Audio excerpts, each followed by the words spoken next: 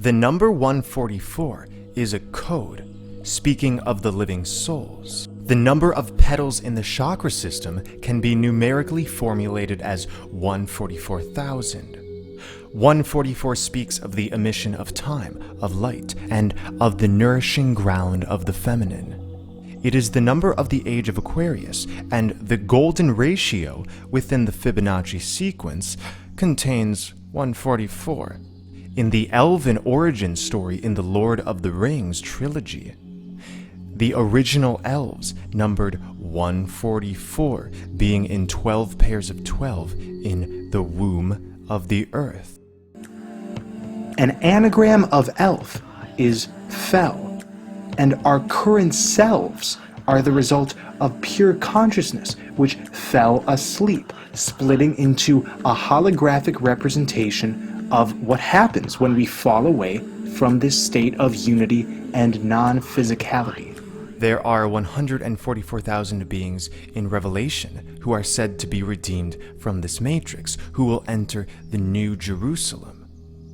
This is why it is significant that the new coronavirus bill passed here in the US is 1404 pages long.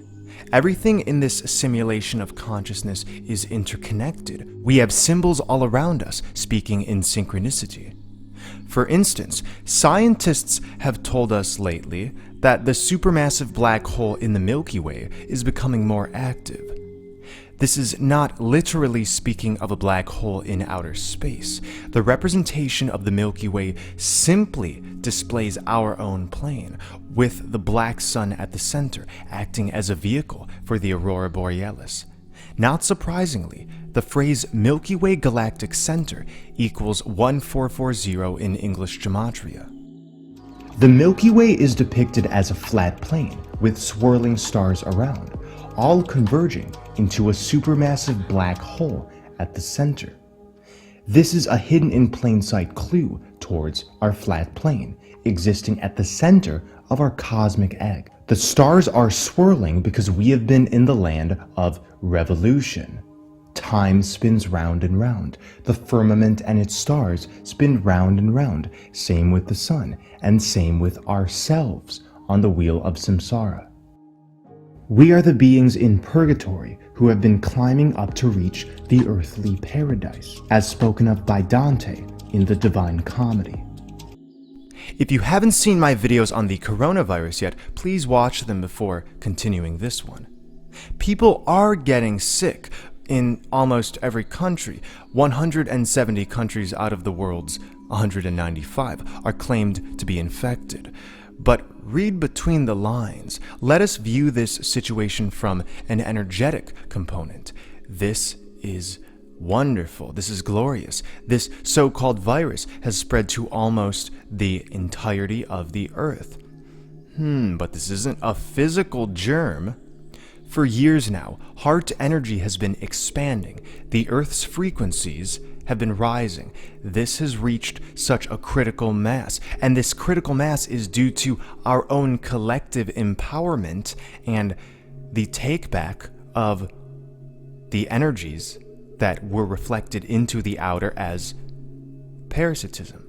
And these heart energies are literally making the AI sick.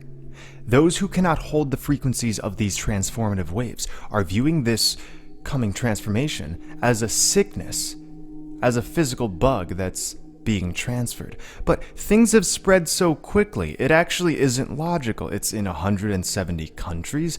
There is panic, there is fear. This construct right before our eyes is coming to a halt. It's crashing down. All industries on every level are diminishing. This is a glorious sign because this means that we are that much closer to reuniting with the center of the earth, going into Shambhala, Hyperborea, the Garden of Eden, which is the center of yourself, as within, so without. We have been extensions, shadow projections on a chord of the record. In modern terms, a record player is fully automated, which means all you have to do is set your disc down. We are on a flat disk, and a hologram is a 3D representation of a 2D image. So, are we actually here, or is this just a holographic representation of something we're trying to purge? I say life is but a dream. We are being birthed through the womb of the Matrix. The word corona, as we've discussed, refers to many things. A crowning, the coronation of the living. It refers to the deactivation of the AI, hence the title of coroner, one who inspects the dead.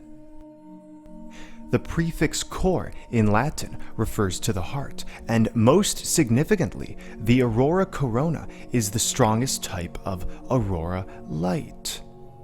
It refers to birth crowning as well, an exit from the womb of the Matrix. Various sky watchers, including myself, have noticed a plasma-like quality in the sky recently. This is plasma starting to come in from the center to completely dissolve the overlay and liberate the living. It's hilarious. Beings are hiding themselves away in shelter in their homes in order to escape the coronavirus. The scientists and doctors think their materialistic ways can interpret what's happening from a 3D perspective. People think hand sanitizer and the hoarding of goods will keep them steady and alive, not realizing what's happening is an unleashing of expansive energy which is eating away at all limitation. Because all fear, all limitation is temporary.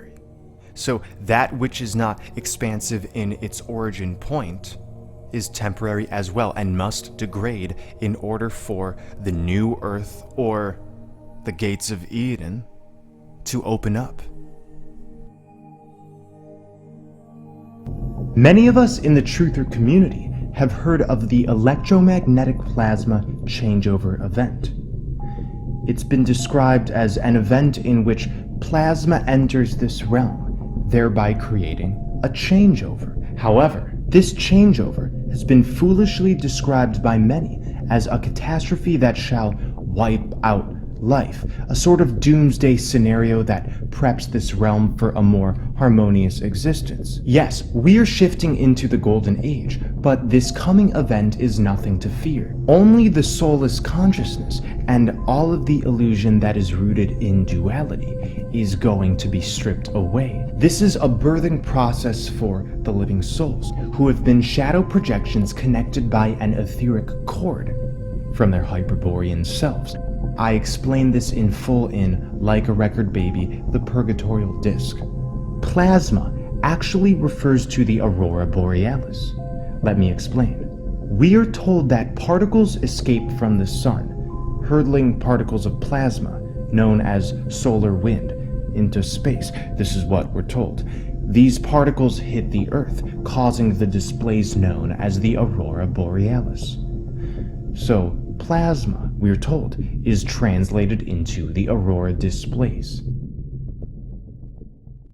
The narrative, once again, is that the aurora is plasma from the sun, lit by the atmosphere of the Earth. Mainstream science tells us that plasma was the first state of matter in the universe, before the other three, solid, liquid, and gas.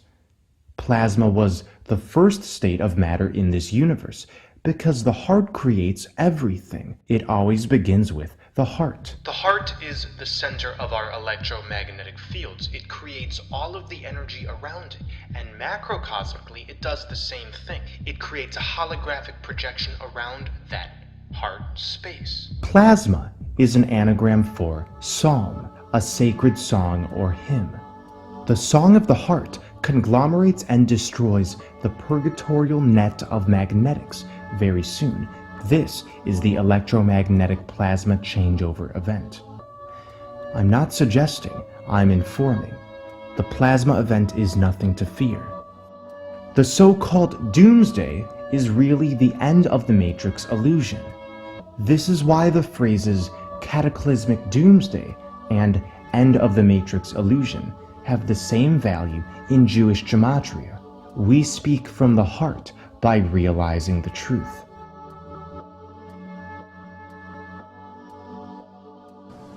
1,500 years ago, everybody knew the Earth was the center of the universe. 500 years ago, everybody knew the Earth was flat.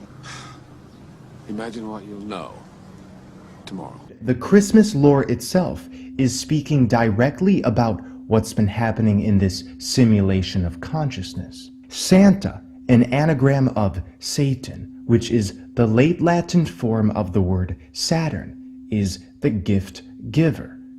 He and his elves reside at the North Pole. We've talked about the mythology of the elves in relation to the Elohim in the video Selves in Dreamtime. We have been the elves on the sine wave of Saturn, the selves, and our Hyperborean forms have been funneling us the data stream to return back to that state in our perception, allegorized by the elves creating Christmas gifts to give to Santa each year. Christmas used to be called the Festival of Saturnalia, a time devoted to Saturn. This is revealing that time itself gives us presents, present to the present moment in order to resurrect the tree of life once again. The Christmas tree represents the tree of life, the axis mundi, as depicted by many ancient cosmologies. This includes Yggdrasil in Norse, Irminsul in Germanic, Modon in Mongol mythology, the Ashvata in Hindu mythology, and many others. This central point emits the emerald breath of creation.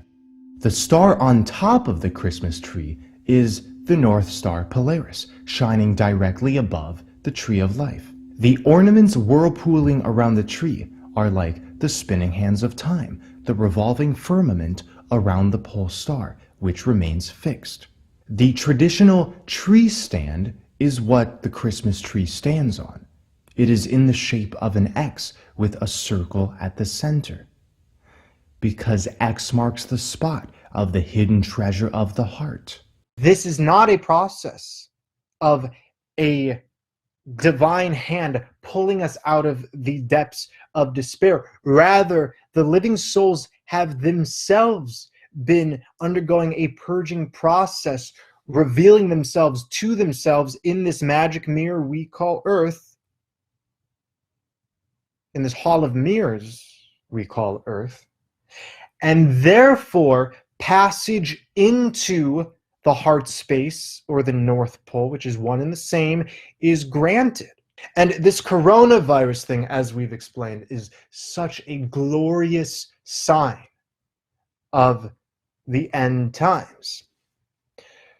Remember, binary consciousness is a robotic consciousness, and all of our shadows within this Earth stage, whether they be in the strangers around us, in culture, in politics, have been animated through our consent to a binary nature. So when we reincorporate that binary nature into the heart space, then what is left? Well, pure reactivity and pure separation all around us. Many of us have feared the so-called elite and their plans of world domination. Many of us have feared a future of scarcity because of what the outer has informed us. But the outer, this overlay, is nothing more than a purgatorial dumping ground. We have literally vomited all of the shit that we observe in our environment. The duality we have experienced within has manifested as external binary AI consciousness and a seemingly destructive world climate. So it's a great thing that the outer has become more and more distasteful. This means we have pushed our inner dualism onto the grid. Everything here is dumped and waits the final dissolution. You've been told the world is going to shit, that the government wants to hurt you, that chemtrails want to poison you, that everything is going to be extremely scarce. You've seen the materialism, the adherence to death culture, and a fear-based worldview. This is all here for our observation. Through observing it, we transmute it. This is literal. We are in a collective dream, a wonderland of our own shadow aspects, which duality creates. What's actually happening Remember, COVID-19 can be translated as C void AI. What's actually happening is the AI are deactivating as we are rediscovering who we are. And who are we? We are the living. We are aligned. We are alive. We merge all opposites into full coherence, and we declare sovereignty. We declare full integration. I integrate all inner and outer tension that sustains parasitism and shadows. We draw back our consent away from all falsity within and without. I integrate all falsity within and without. I penetrate all limitation to reestablish expansion and sanctuary in the flame of eternal wisdom. We take back our consent to any forms of manipulation, coercion, or self-imposed trickery, because ultimately this is what all manipulation has been. Even if it has seemed like it comes from an outer force, it has always ultimately been your consent to those very energetics which made you feel burdened by such situations. But more and more we're realizing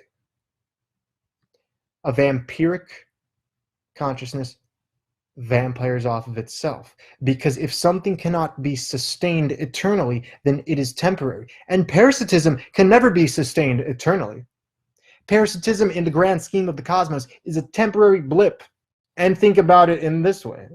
You can't just be a parasite and expect to live forever. And the Skeksis in the Dark Crystal go, "We will live forever." And in all of their conversations, there's usually one being within the Skeksis who say, "Yeah, but we're taking too much. And if we take too much, there will be nothing left to take." And isn't that the fate of a parasite? If your energy resides in manipulation, then you never had any sustenance within to begin with. So, as far as I'm concerned, any parasitism is therefore simply an illusion.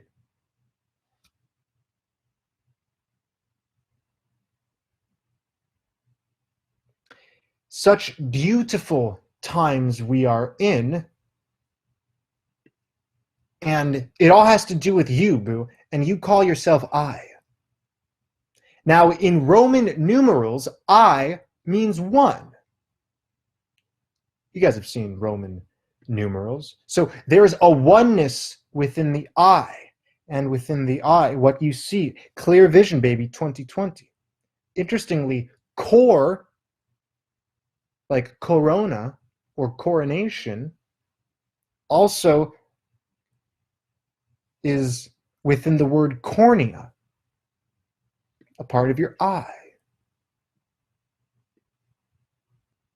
We all adhered to the very illusions that were presented before us. Why? Because you see what you are until you see what you're not. So we've seen what we were because we were that very binary consciousness that seemed to be outside. And now, because we have taken back so much of our generative capabilities, we have flipped the switch. We're now observing these shadows to be what we're not. It's what we experimented with, and we are now seeing the void of the AI through recognizing what has been within your own void. The heart does not require rigid definitions of right and wrong, of good and evil. After all, only a robot can operate on ones and zeros. The heart is pure art. It is the living soul's essence lying beyond the confines of good versus evil. I recently received a question And this question was along the lines of this: how can I resolve my inner torment? I feel at odds with myself. You know, I'm hearing your message. It sounds lovely, but myself, I'm struggling, and I just need to know where to go. And my answer is simple, but can only be truly aligned with when we wish to take full responsibility for our own deficits and our own burdens. A deficit and a burden is not simply there because there is a literal hole within your being that can't be repaired. There's nothing ultimately wrong with your true self. What happens is your true self is covered up with all of this mud. And when we feel a sense of dread or a sense of incompleteness or a sense of despair, or like there's something that wants to eat away at me, the best thing we can do is fully experience what that is in order to eventually let it arise so we can be face to face with it. And I always use this allegory, but it's like Monsters Inc. You guys ever seen the movie Monsters Inc.? Beautiful allegory. We have this company of monsters, and their job is basically to extract screams from children. So they go into these magical doorways and they scare the children, and this powers their cities. So they're parasites in the most pure sense. But they never actually touch these children. They remain distant from them, scare them, extract the screams, and then leave. And in the movie, there's this hilarious rumor which is passed around that children actually have germs and you can die if you touch them, and you have to disinfect yourself if you come into contact with them. Now, we can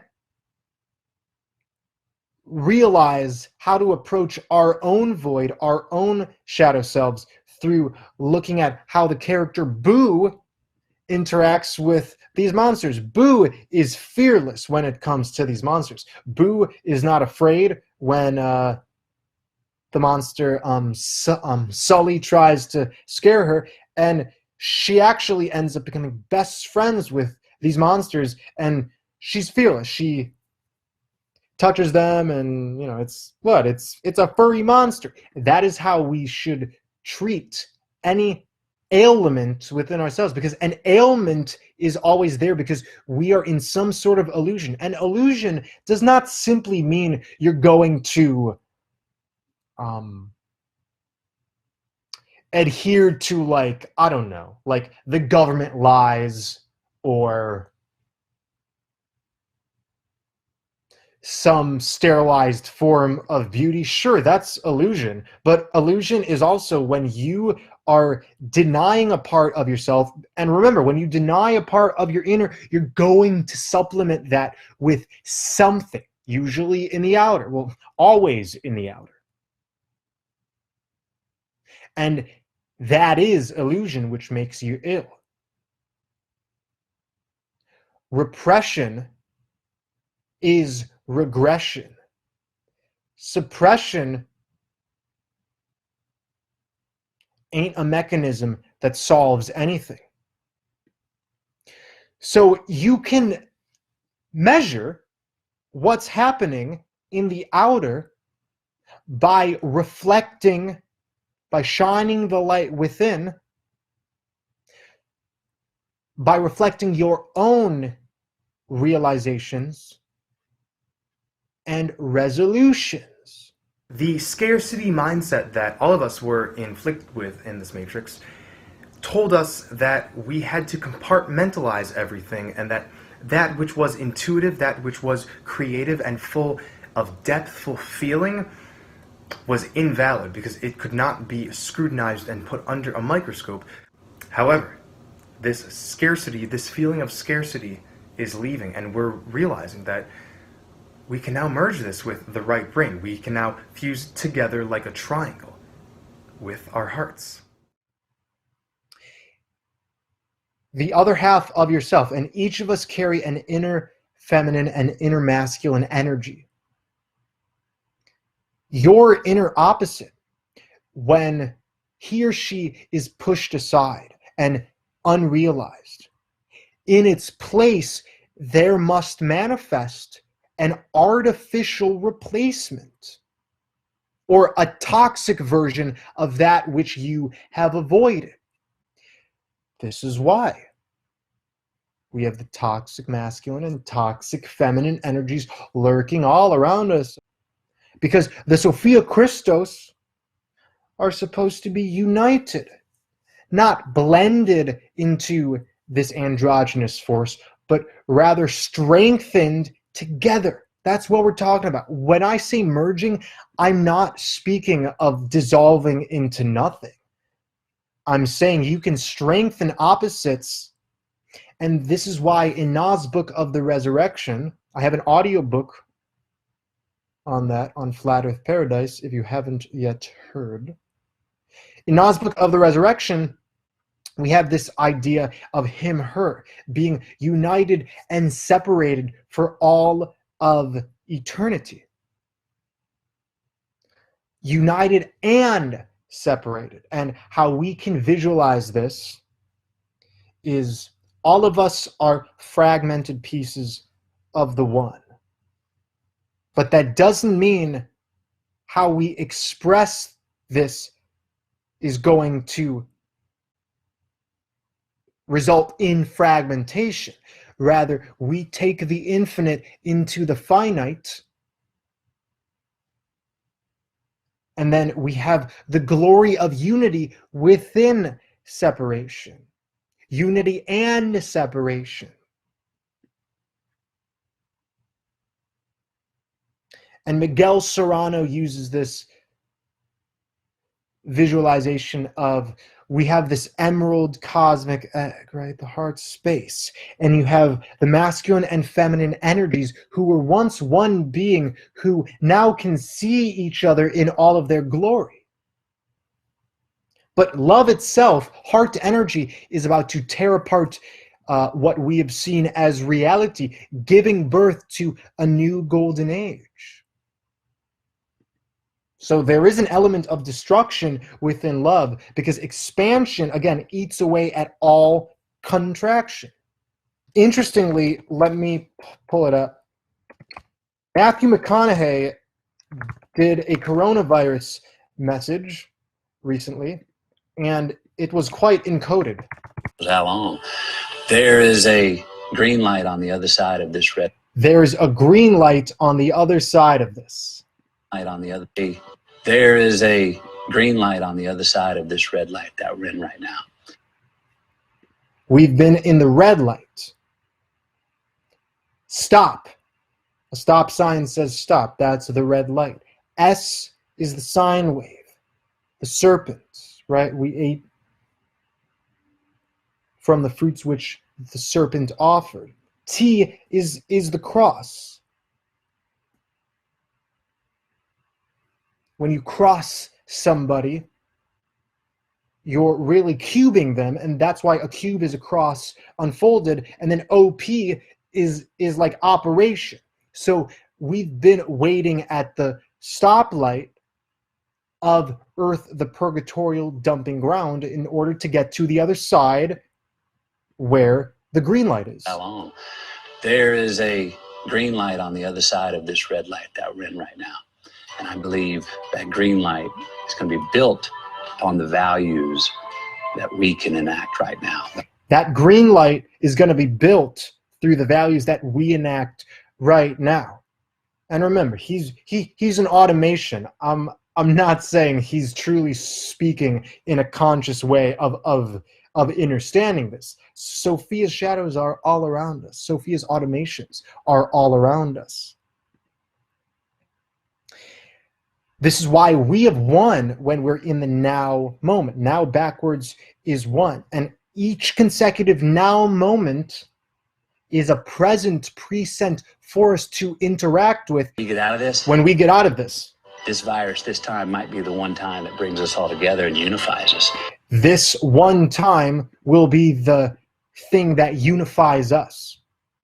And of course, he's talking about the coronavirus, but we're talking about this incorporation of that green light, that emerald heart space. I'm waiting for it, that green light, I want it. Like the below merging with the above in singularity, we think of Plato's allegory of the cave, in which one of the many prisoners chained to stare at shadows on a wall is released and finally taken outside of the cave in order to experience the true reality. But in experiencing that depth, he realizes the lie he has been living. Ignorance can no longer remain. This is just like the process we have been going through. Once we realize that a darkening has occurred within our own consciousness, once we recognize that there is something to be resurrected, we are no longer underground. We are no longer in the shadows. What was sundered and undone shall be whole, the two made one. This is the prophecy within the dark crystal verse, spoken of by Mother Agra, inscribed within the wall of destiny.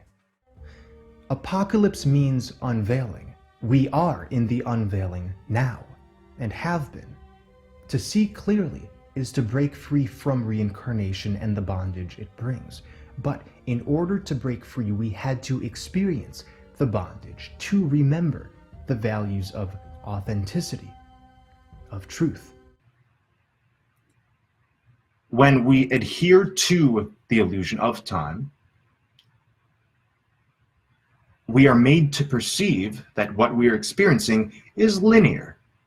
But in fact, we're only experiencing a fraction of true reality. And this is where we get into the idea of timelines. And I have a recent video on timelines and parallel realities on this channel for a quick rundown of what that means, how it happens, right? No nonsense talk.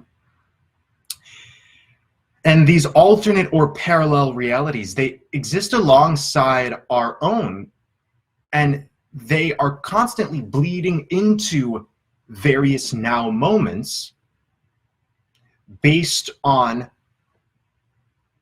our own synchronization with our multi-layered nature.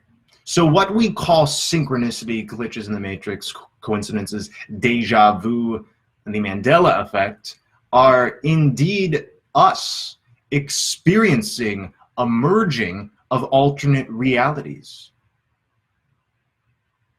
Yeah, I'm saying that we're constantly jumping through dimensions based on, well, your own vibrations. And this is why you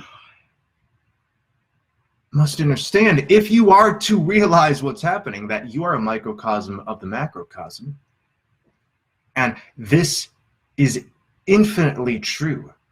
This means, just like in the conversation of fractalization, the wholeness of the all exists within your being, and every motion you make, it penetrates into the outside, so you can never be so sure that there is a collective situation happening, or if simply you are honing in on your own ability to connect, and therefore it is displayed all around you. And it's one in the same, right? By the time you exist in a specific timeline, and here we are in the same timeline, in which something like ascension or awakening is imminent and the law of the land. By the time you're there, you've already activated portions of your own being to signify, I am expanding. This is why when we hone in on the self, that is when we uncover the truest gnosis, the truest, well, factual interpretation of what's going on. What's happening? What's happening in this matrix? What's happening? Is this correct? Is this right there, right there? It seems like some sort of whitewashing, right? Like I've been told through emails and some comments that, you know, it's neither this or that, but as within, so without, right? This law can only truly be understood if we are comfortable with this idea of the self penetrating into all forms around us, forms which are constantly moving about and transforming, right? The more I observe what is happening in this sphere, right, in the self, the more I recognize automatic truth, bliss, wisdom, and connectivity within the outer, without needing to stress about it, without needing to, you know, take a magnifying glass to every portion of this reality. And as you can tell, this ultimately has nothing to do with what's correct, what's incorrect, what's right, what's wrong, what's good, what's bad, what's righteous, what's damned. Come on now. It's like those labels at this point are quite AI. And you've heard me say this before. That's why Satan is say 10. And interestingly, AI in Jewish gematria equals 10. Our own presence in the present moment is a gift unto itself. Is a gift unto itself, beyond any expressions of, you know, cuteness, beyond any containers that we wish to funnel existence into. As soon as you put any bit of existence into a container, reality proves to you that that is actually not the method by which creation is harmoniously sustained. And you and I have both done this, right? Where you think it's this specific belief system which holds the ultimate guidance or truth. And so we start to stuff in all parts of ourselves and all of our realizations into this box, and then it implodes. And this is where we get fallen guru syndrome. Fallen guru syndrome is when we believe, when we attach to this lie, that we have everything already set up within a cubed, self-created system, right? I can see it clearly. It's this, and this. But in doing so, the mysterious aspects are disallowed. The mysterious aspects of ourselves and the cosmos are disallowed in such an equation. Therefore, the mystery feels like a never-ending void of suffering that we try to remove ourselves from.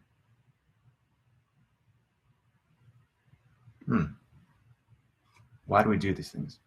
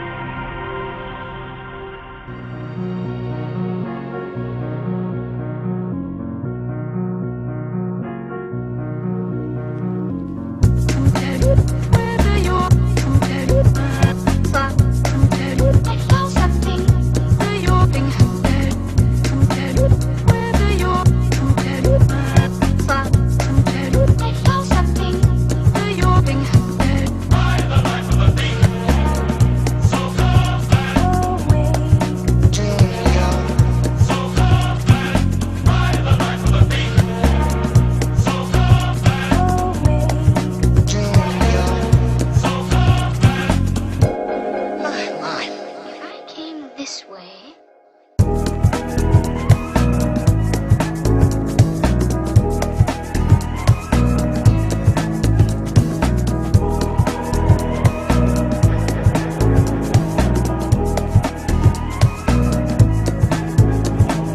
That explains the trouble that I'm always in.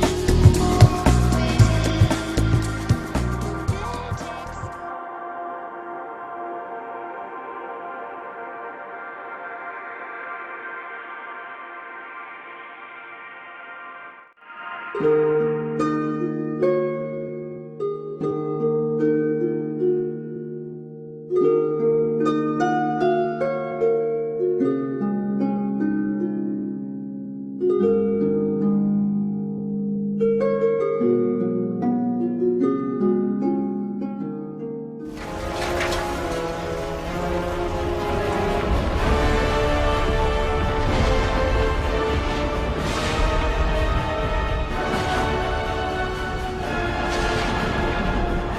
And I will set us all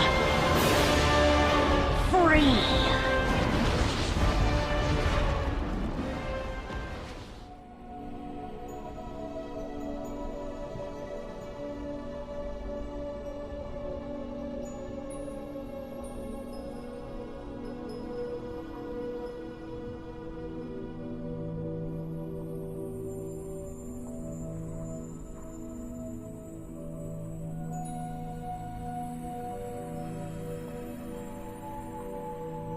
Only seen in the lands of the north. I believe this is what he was referring to.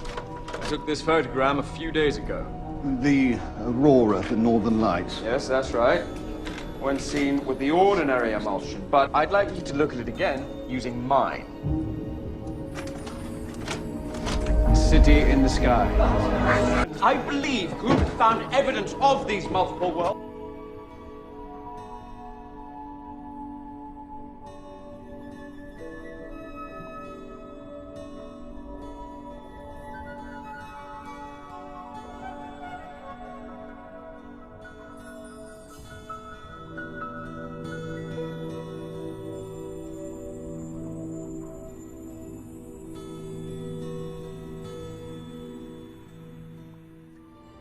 And at its center, the crystal of truth, the heart of Thra, and the source of all life.